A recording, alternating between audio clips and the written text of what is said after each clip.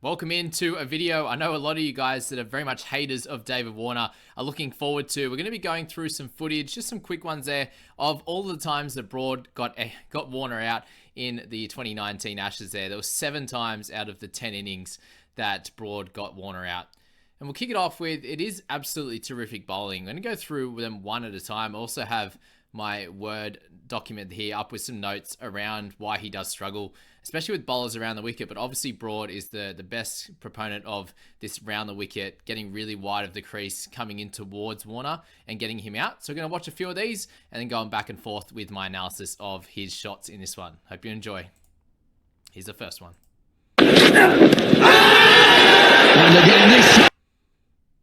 So that one there, it's going to go one at a time there. He falls across his stump. So what he's seeing there is Broad there bowling a fair bit outside off for the majority of time. He'll then bring one into the stumps. So, how Broad bowls, guys, is if he's over the wicket, he likes to kind of angle the ball into a right-hander, and then he does get that little bit of swing into a right-hander.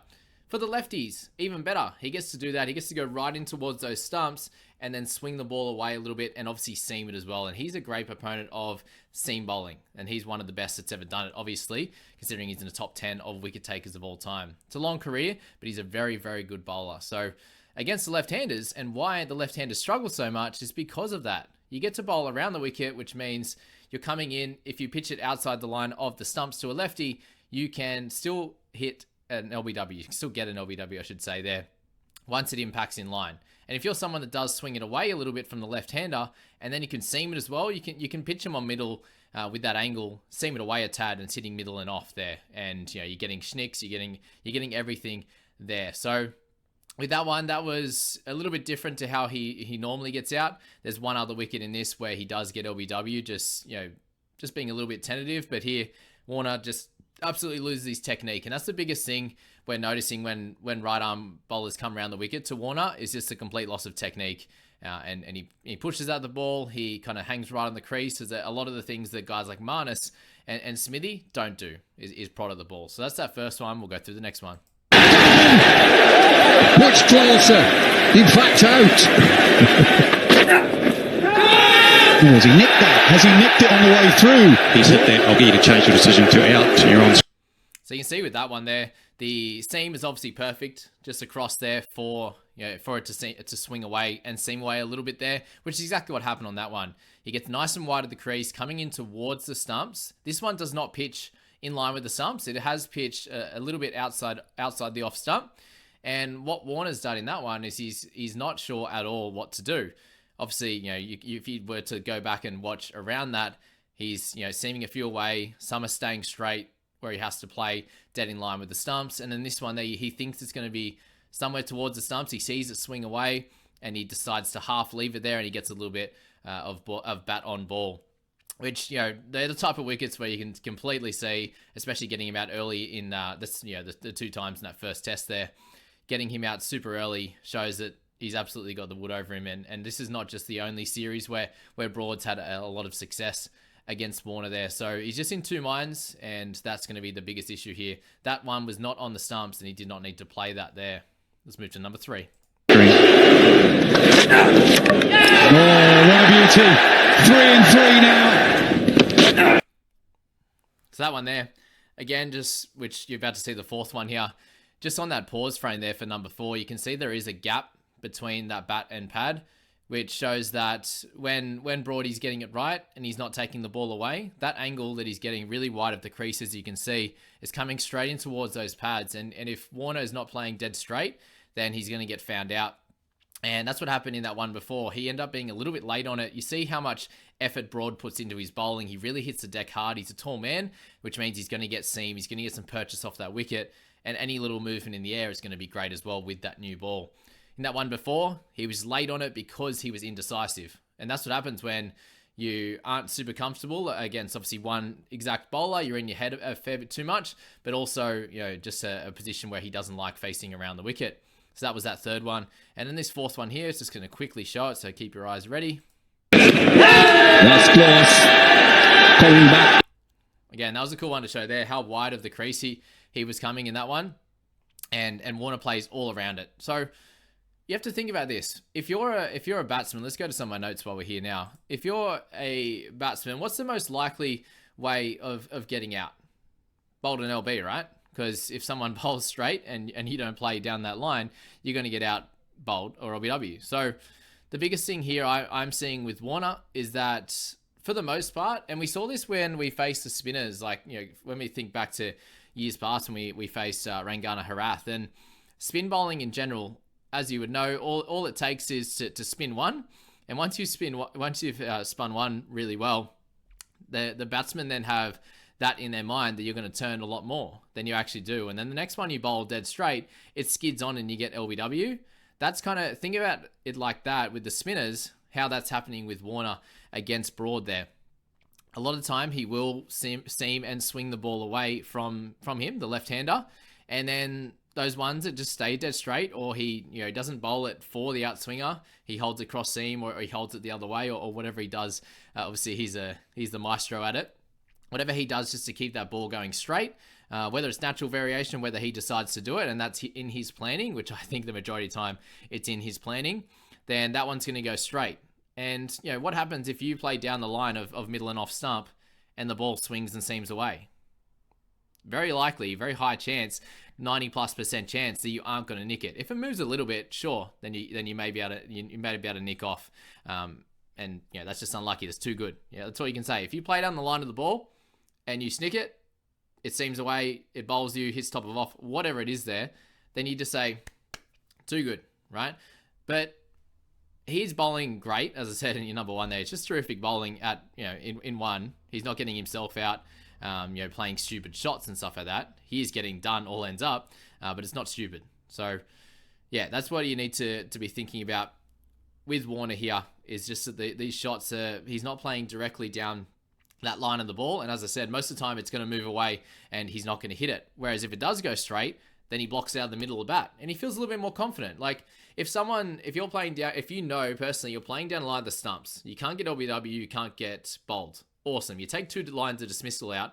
If they keep going past the outside edge, it's doing too much, then, Broad looks at him and goes, okay, like I need to make him try and play. He's doing exactly as a batsman what he needs to do. At the moment, Broad's got Warner playing every single shot that he wants him to.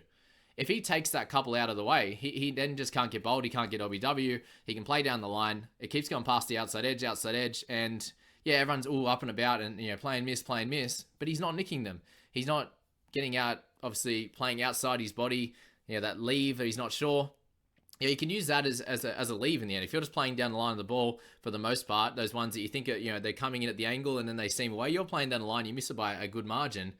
That's effectively a leave. It doesn't matter if you've decided to play down the line and missed it by 20 centimeters or something like that, or you've left it like that. It really doesn't matter. It looks a bit, looks a little bit more cool. The fielding team might get up a bit more, but you're not in the pavilion. So that's the massive part of it there. As I spoke about in number 2, the bad judgment of the line of the ball. He's having a couple there where he does nick outside the off stump, and then he's got some which are staying in and going on towards the stump. So let's watch the last couple before we finish this off. Oh,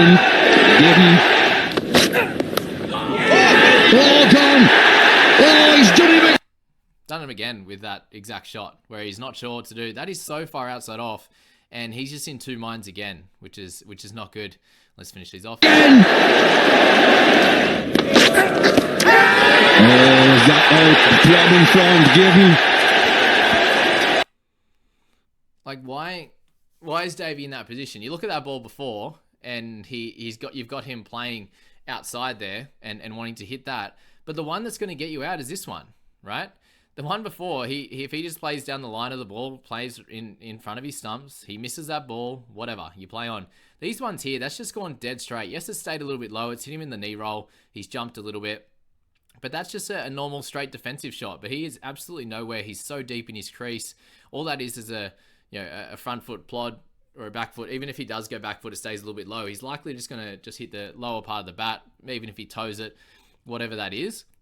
And he's in a good position to be able to defend that. Whereas that's just where he's going wrong, obviously. Edged. Yeah, it's gone. And that's the last one. So you see it there, and that, again, that's not on the stumps. It's very wide outside off. It is coming towards, but that the seam away is what gets him there. And he's pulled back. He's played outside his body there, and then he's pulled that back to look like he's playing it there. But he's definitely not playing it under his eyes like he's seen there. He's hit that out here, brought his back, and then turned away to see where, if the slips are catching it or not. And he's just in absolutely all sorts at the moment, being able to not play down the line of the ball. If he can change that, and as I said, it's going to be lots of play misses. It's going to happen.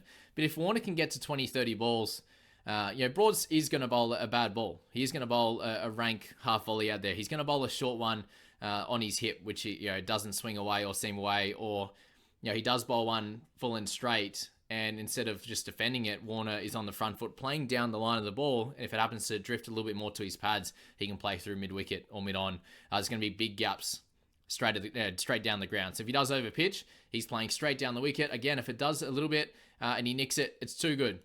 But these ones here, they could all been changed. He did not have to play at that one. As I said, even if he decides to play at it, he's playing down the line. He's not fishing at it. His footwork has been absolutely nowhere in all of these shots. It's very much either throwing your hands out at outside off or just being completely late on it, thinking it was going to go and move away, and it stays dead straight. So that's my general analysis on Warner. I'll just quickly go back to my points there.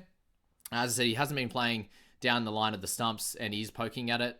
So footwork has been really, really bad as well on that front. And just his knowledge of where his stumps are. He's just getting really caught out with that. Some of them, they're a good sort of 15, 20 centimeters outside off. Yes, because the angle it gets him to play it, but those are the ones that are moving away, and he's fishing out outside off and outside of his body. If he just plays anything inside his box, he's going to be fine. The tentativeness is there. Playing the ball early as well. There's a few of them when he was late because he was thinking it was going to go outside off, but for the most part, he's poking those hands out in front, which just means it's a little bit early. I will focus on, Labuschagne and Smith in other videos and how late they do play the ball, and that's how you nullify this type of movement and why Marnus and Smithy have done so great in England. But yeah, so that's that. But Warner's main issue there is the bowlers that really use the wide angle. You see Broad gets as wide as possible, comes in towards him, and he knows that majority of the time it will go away, and if it doesn't, he's trapping Warner in front and he's getting him in a lot of trouble. So yeah, again, it is terrific bowling, and Broad is the best at it, and that's why he has issues again. Warner has issues against him there. Broad is the best proponent of it.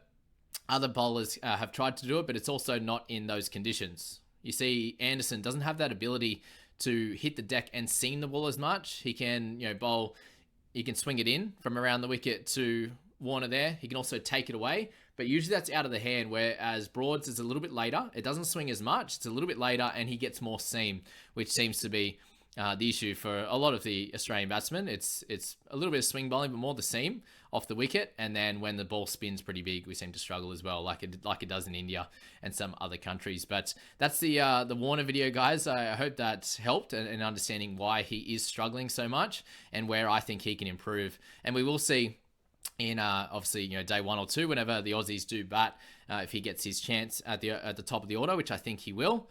He did play a little bit better in that Indian game, but it's an absolutely different beast coming up against Broad, and if he can play down the line and not fish outside off, I think he will be fine. But if not, I think he's going to be getting out very cheaply again, and Broad's going to be running around loving life again like he always does, and I've got that imprinted in my brain how many times Broad got Warner out, and I don't want to see it again. As much as a lot of you don't like Warner, I'll tell you a story about Warner a little bit later, but he's obviously been a stalwart for the Australians for a long time, and I think that he's someone that can definitely come out and take it to the English bowling. If he gets this right, I think he can definitely score really well, and he's going to be so important for the Australians to be able to win this Ashes. Otherwise, he's going to struggle, and there's no other batsman I think you can bring in. Marcus Harris came in and really struggled as well against Broad and Anderson, and then Uzi Khawaja at the moment isn't in those last 2 games. It didn't look too happy being out there and comfortable, I should say. So another left-hander,